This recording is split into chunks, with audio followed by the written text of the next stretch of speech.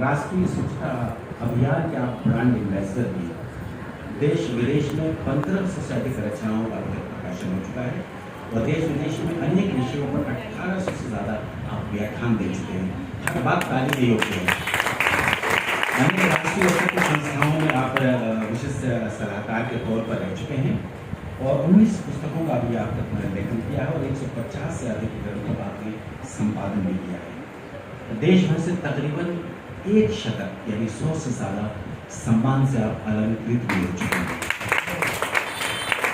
आपके चिंतन में तर्क शुद्धता और तर्क सिद्धता है, दोनों हैं। आपके व्याख्यान वैचारिक और साहित्यिक जगत को बहुत गहरे तक प्रभावित करते हैं। मैं शेर के साथ उनको आवाज़ दूंगा कि आए वक्त जब ये बोलते हैं तो जी चाहता है सुनते रहे। तो मैंने अपने मन की बात कही कि आए वक्त ठहर जा कि ज़रा और भी सुन लें, लम्हे ये बार बार मैसर नहीं होते।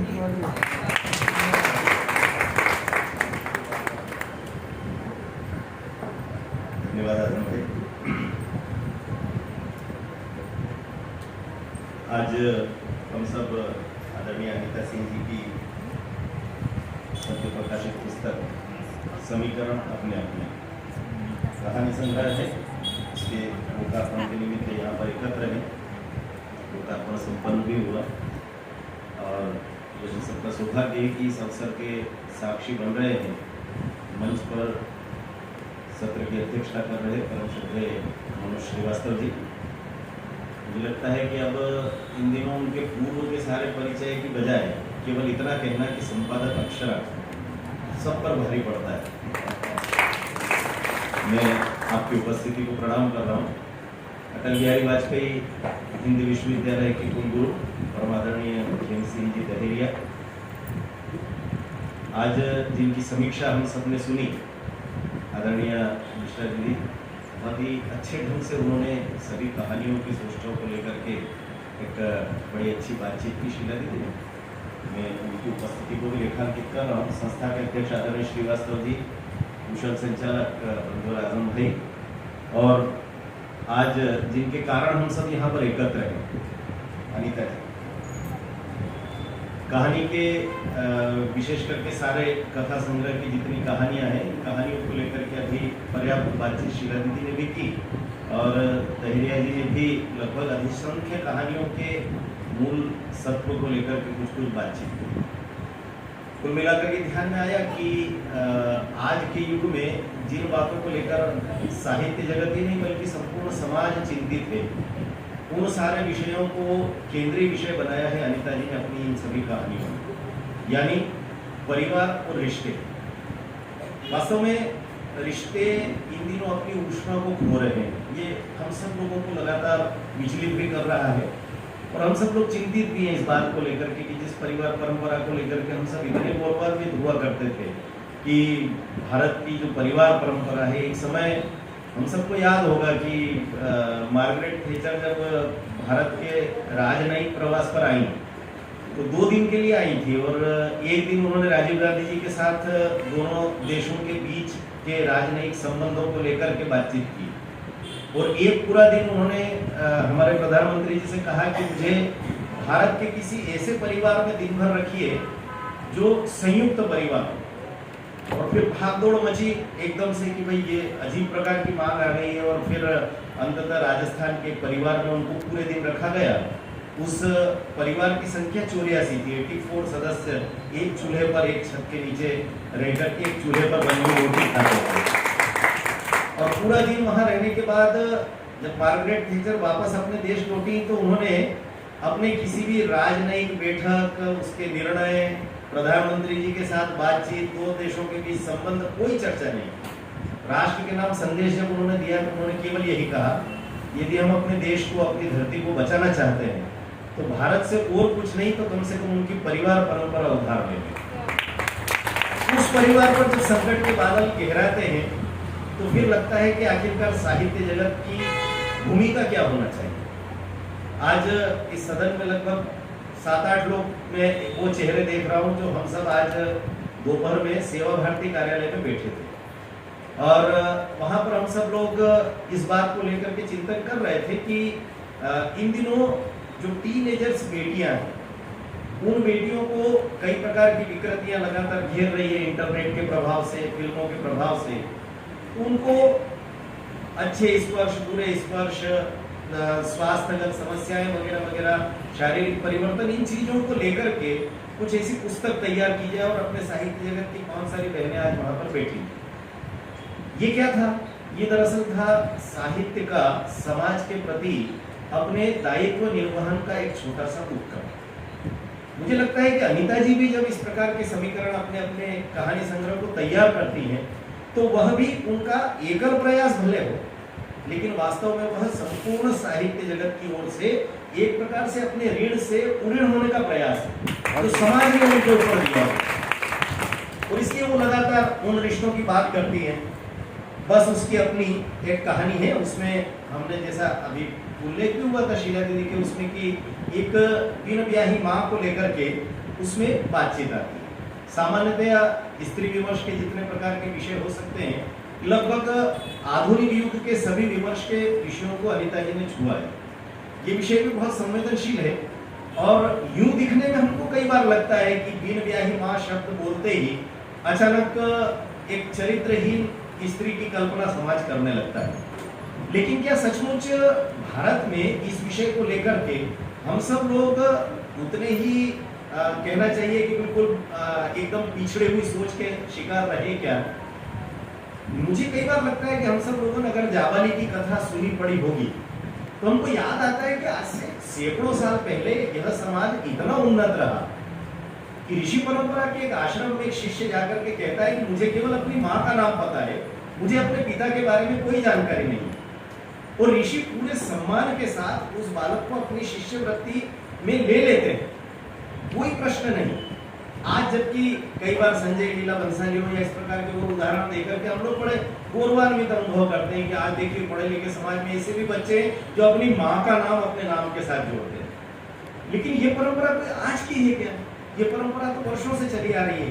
तो ये जो कहानी है बस उसकी अपनी, ये कहानी भी लगभग उसी प्रकार की स्थापना करती है और हमको ये बताती है कि ये भारतीय परिवार परंपरा में ये सारी जो बातें हैं और जिस उदात्त ढंग से स्वीकार किया जाता है इन बातों को, समाज संबल देता है। जैसे वो योगक्षेमम वहाम्यहम का सिंबल दिखता है ना हमको बीमे का, तो बीमा कंपनी की तरह हम सहेजते हैं ऐसे सब उपक्रमों को। और एक अगर बिटिया अगर इस प्रकार का कोई शिकार हुई है तो उसको सहेजने के लिए 2 नहीं 2000 हाथ समाज में तैयार हो जाते हैं।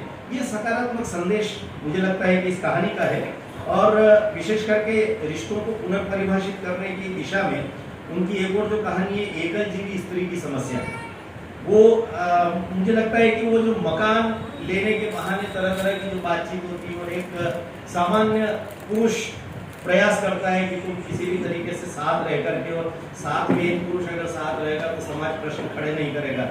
और उस पूरे व्यामोह से वो नायिका जिस ढंग से बाहर निकलती है, मुझे लगता है कि वो आज की वास्तविक स्त्री की छवि है। आज बहनें इतनी आसानी से किसी के बरगलाने में आती नहीं, बड़ी दृढ़ता के साथ वो जब बाहर निकल के हमारे अपने घरों की बेटियां केवल बेंगलोर, चेन्नई, पुणे जा रही है ऐसा नहीं, विदेश चली जाती है बड़े आराम से। और हम अपने परिवार के 18-18, 20-20 साल की बेटियों को विदा करते हैं और वो अपने दमखम पर और पूरी शुचिता और मर्यादा पूर्ण जीवन जीकर अपनी पढ़ाई पढ़ करके, कभी अपना जॉब पूरा करके, आधा छोड़ करके वापस लौटती है और उसी शुचिता और मर्यादा के साथ लौटती है।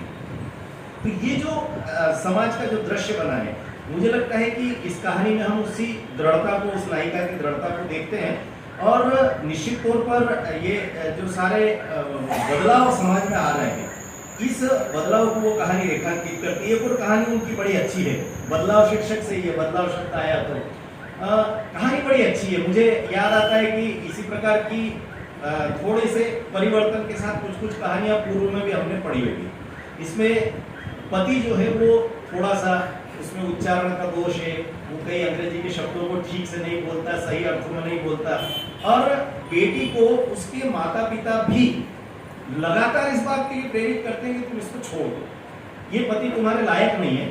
और एक तो सबसे अच्छी बात है कि उसमें बार बार माता पिता उसको कालिदास कहते हैं।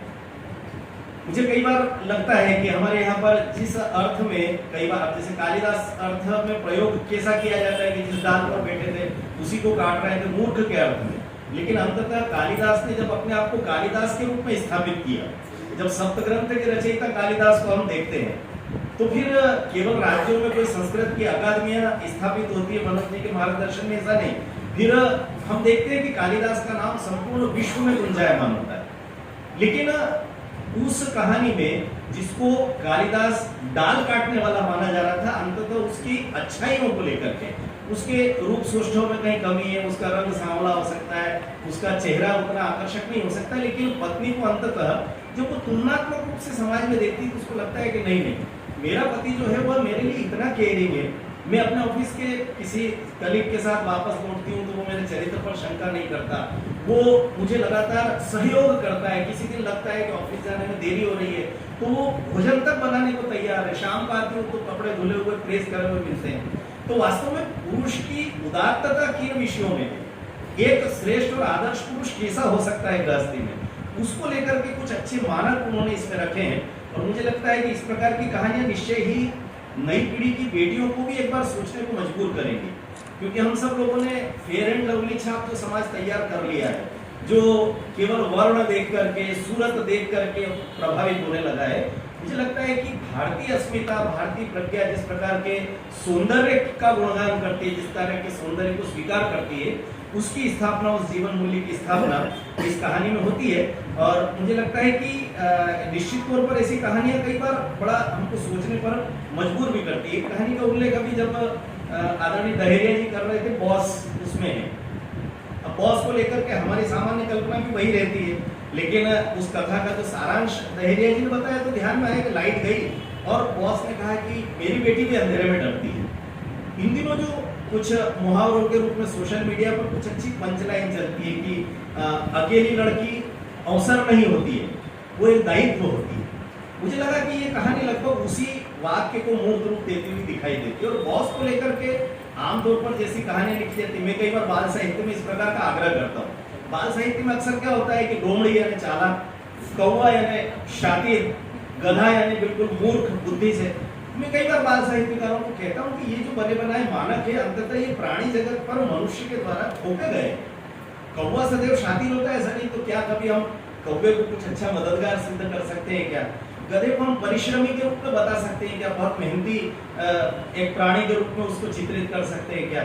लोमड़ी कभी कभी अच्छी भी हो सकती है, ऐसा कोई कहानी रची जा सकती है क्या? तो बने बनाए मापदंडों को तोड़ना, ये काम अनिता जी ने वास्तव में इस कहानी संग्रह में बहुत अच्छे ढंग से किया है। और मैं जो आग्रह बाल साहित्य में करता हूँ, बड़ों के साहित्य में मैं ज्यादा हस्तक्षेप इसलिए नहीं करता, मैं खुद कालिदास हूँ उस मामले में, तो लेकिन उन्होंने उस आग्रह को स्वीकारा एक प्रकार से। एक विवाह में दूसरे विवाह के संबंध में दो प्रकार के इन्होंने मापदंड समाज के रखे।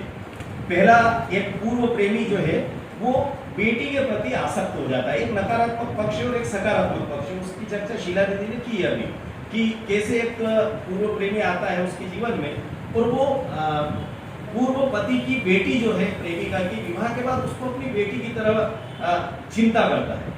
तो एक तरफ तो वो सकारात्मक पक्ष है, लेकिन दूसरा एक नकारात्मक पक्ष भी है कि वो जो एक वासना लोलुप पुरुष है, वो अपनी पूर्व प्रेमिका से विवाह भी करना चाहता है, लेकिन धीरे धीरे उसकी बेटी से भी संबंध बनाने की कोशिश करता है। ये एक अजीब प्रकार का चरित्र उसमें दिखाई देता है। और मुझे लगता है कि इस तरह के चरित्र जब हम देखते हैं तो कभी कभी ऐसा लगता है कि ये पश्चिम का प्रभाव, क्योंकि भारत में सामान्यतः इस तरह के प्रभाव हमको देखने को कम मिलते थे, लेकिन इन दिनों जिस तरह के घटनाक्रम हो रहे हैं तो लग रहा है कि प्रभाव बढ़ रहा है। तो मुझे याद आ रहा है कि कई बार जब लोग कहते हैं कि शेक्सपियर जो है वो पूर्व के कालिदास हैं, या कालिदास को क्या पश्चिम के कालिदास हैं, या कभी कभी कालिदास को कहते हैं कि पूर्व का शेक्सपियर है, वो तो मूर्खतापूर्ण वक्तव्य होता है। पूर्व का शेक्सपियर कालिदास को कहना ही अपने आप में अजीब प्रकार का लगता है। लेकिन इस तरह की जब तुलना करते हैं तो मैं अक्सर कहता हूँ कि दोनों की सोच में कितना अंतर है, सांस्कृतिक सोच में। कि कालिदास के उपन्यास में हम सबको पता है कि एक राजा को जीतते हैं, राजा की पत्नी को पड़ोसी राजा अपनी पत्नी बना करके ले जाता है। यहाँ बेटा छोटा सा, ये जब बड़ा होता है तो अपने पिता के हार का बदला लेने के लिए वो आक्रमण करता है और उस राजा को जीत लेता है, तो उसकी सारी पत्नियां इसकी पत्नी बन जाती, यानी उस राजा की माँ जो है, जो पहले महापत्नी बनी थी, वो वापस आकर के इस राजा की माँ उसकी खुद की पत्नी बन जाती है। ये सब वहां होता है, लेकिन कालिदास में ये सब संभव नहीं। कालिदास में क्या होता है, तो दुष्यंत जैसे ही आश्रम के पास पहुंचते हैं तो वो अपने सहयोगी को कहते हैं कि ये जो ऋषि कन्या इस समय फूल चुन रही है, इसके प्रति मेरे मन में जो अनुराग पैदा हो गया है, मैं पूरे विश्वास के साथ कह सकता हूं कि ये राजकन्या है। अगर ये ऋषि कन्या होती तो मेरे मन में अनुराग ही पैदा नहीं होता। ये कालिदास की ऊंचाई है। तो शेक्सपियर और कालिदास, लेकिन यहाँ पर हम देखते हैं कि इस कहानी में एक निकृष्ट पुरुष का बहुत विवरण हमको मिलता है। तो इस प्रकार का मुझे लगता है कि ये जिस प्रकार का प्रवाह इन दिनों चल रहा है संस्कृति का, पश्चिम से जो आयात हम सब लोग कर रहे हैं, तो उसका प्रभाव इस तरह की कहानियों में हमको दिखाई देता है। और पिता कहानी है, ये मैंने बताया ये बहुत सकारात्मक है। और एक कहानी बहुत अच्छी इन दिनों हमको इसलिए भी अच्छी लगेगी कि श्रावण मास चल रहा है, रक्षाबंधन बिल्कुल पास है अगले सप्ताह में, और भाई बहन के बिल्कुल एक ऐसे स्नेह का वो प्रतीक है। बहन अंततः मकान का सौदा करके और वो राशि अपने भाई के खाते में जमा करवा देती है, और अंततः दोनों भाई बहन का अत्यंत स्नेहपूर्ण मिलन होता है। और बहन कहती है कि ये मेरे मायके तक, मेरे ससुराल तक ये सब विषय नहीं पहुंचना चाहिए। 2-3 कहानियों में मुझे इस बात का आभास हुआ, बार बार लेखिका चूंकि स्वयं मातृशक्ति का प्रतिनिधित्व करती है, मायके का हस्तक्षेप जब बेटियों के परिवार में होता है, ससुराल परिवार में, तो बेटियों का जीवन दुर्भर और कहना चाहिए कि लगातार उस हस्तक्षेप से एक प्रकार से छिन्न भिन्न परिवार हो सकता है, इसकी संभावनाएं लगातार बनी रहती है। अनीता जी ने 3-4 कहानियों में इस बात का संकेत किया। मुझे लगता है कि ये किसी मातृशक्ति को ही ये लिखने का अधिकार है, और उन्होंने इस ओर संकेत भी किया है। एक और कहानी छुट्टी में पढ़ रहा था, सबसे शायद आखिरी कहानी छुट्टी। उसमें व्यक्ति सोचता है कि आज तो बहुत तेज बारिश है, ऑफिस नहीं जाना चाहिए, लेकिन देखता है कि एक सब्जी वाली आई है, थर-थर कांपते हुए वो सब्जी बेच रही है। एक घर में काम करने वाली बहन है, वो भी काम करने के लिए आई है पूरी भीग करके। तो अंततः ये जो चाय पकौड़े के मूड में बैठे हुए सज्जन थे, वो कहते हैं कि अब मुझे ऑफिस के लिए निकलना चाहिए। तो मुझे उस कहानी में दुख का अधिकार कहानी याद आ रही थी। हम सब लोगों ने पाठ्यक्रम में पढ़ी होगी कि वो एक बुजुर्ग माँ जो है वो सब्जी बेचती रहती है, और लोग कहते हैं कि कैसी निष्ठुर माँ है, इसको समझ में नहीं आता है, बोले इसका बेटा कल ही मरा है, जवान बेटे की मृत्यु हुई है, और ये धंधा करने के लिए यहाँ पर बिजनेस करने के लिए आ गई, व्यापार ज्यादा जरूरी था इसके लिए वगैरह वगैरह। तो एक व्यक्ति जाता है, तो वो कहती है कि मेरा बेटा तो चला गया, लेकिन उसका जो छोटा सा बच्चा है, पोता है, वो तो कम से कम मेरी धरोहर है, मेरे बेटे की निशानी है, और वो भूख से न मर जाए इसलिए मेरे लिए सब्जी बेचना जरूरी है। और दुख का अधिकार बाबूजी गरीबों को नहीं होता है। मुझे लगा कि छुट्टी कहानी में भी लगभग उसी प्रकार के दुख के अधिकार की बातचीत उसमें आई थी। नई राह कहानी बहुत अच्छी है, आपको बहुत धन्यवाद देना चाहता हूँ, क्योंकि मैं लगातार इन दिनों राष्ट्रीय स्वयंसेवक संघ का एक आयाम होता है कुटुंब प्रबोधन का, उसमें विशेष करके जो सीनियर सिटीजन है उनको लेकर के मैं लगातार काफी बातचीत करता रहता हूँ समाज जीवन में। तो मुझे अच्छा लगा कि एक वास्तव में नई राह दिखाने का काम किया। मां ने कहा कि अपने बच्चों के भरोसे नहीं रहूंगी, और छोटे बच्चों को दादी का स्नेह देने का काम वो स्वतः अपने जिम्मे ले लेती है। मैंने अभी पिछले कार्यक्रम में आप सबके समक्ष उल्लेख किया था कि एक ऐप बनाया था हम लोगों ने इंदौर में, और ऐसे ही जो बुजुर्ग दंपति या माता पिता है, या केवल एक बुजुर्ग माँ है या पिताजी है, उनको हम बच्चों के साथ जोड़ने का काम कर रहे हैं वहाँ पर। तो ये काम लगातार चल रहा है। ये नई दिशा जो है ये एक प्रकार से ये बहुत ही अच्छी है। और एक संवाद मुझे बहुत अच्छा लगा था, थके हुए सपने। उसमें वो जो नायिका है, वो नायिका कहती है कि मुझे इस घर में कोई रोकने टोकने वाला नहीं। इन दिनों जिस एकल परिवार के प्रति आकर्षण के कारण से बेटियां लगातार जो है वो चूल्हा चौका सिर पर लेकर के घूम रही हैं, उस समय में इस प्रकार के संवाद मुझे लगता है कि परिवार परंपरा को फिर से स्थापित करने की दिशा में बड़ा काम करेंगे। वो चाहती है कि मुझे कोई तो रोके टोके घर में, ये सुनसान घर है, पति काम पर चला जाता है और दिन भर में अपना काम करती रहती हूँ, तो ये जो रोकने टोकने वाले घर है, ये घर फिर से आबाद हो भारतीय समाज में, उसकी चिंता करती हुई ये जो कहानी है, मुझे लगता है कि ये बहुत ही अच्छी है। और एक अंतिम कहानी में भी वैसा ही एक बुजुर्ग परिवार, बुजुर्ग है, 4 बुजुर्ग हैं, वो दिवाली पर निकल पड़ते हैं रोशनी लेकर के, और पास की एक सेवा बस्ती में जाकर के वहाँ पर रोशनी करते हैं। तो मुझे लगता है कि सारी की सारी कहानियाँ बहुत सकारात्मक है। सबसे अच्छी बात कि ये जो समीकरण है, ये सारे समीकरण भले ही किसी के भी हो, सबके अपने अपने हो, लेकिन हर समीकरण सकारात्मक समीकरण है। इसके लिए अनीता जी को ढेर सारी बधाई। एक अच्छी पुस्तक साहित्य समाज को उन्होंने सौंपी है। आज यह साहित्य समाज जो है ये स्वतः धन्यवाद ज्ञापित कर रहा है उनके प्रति। पुनः ढेर सारी बधाइयाँ। नमस्कार।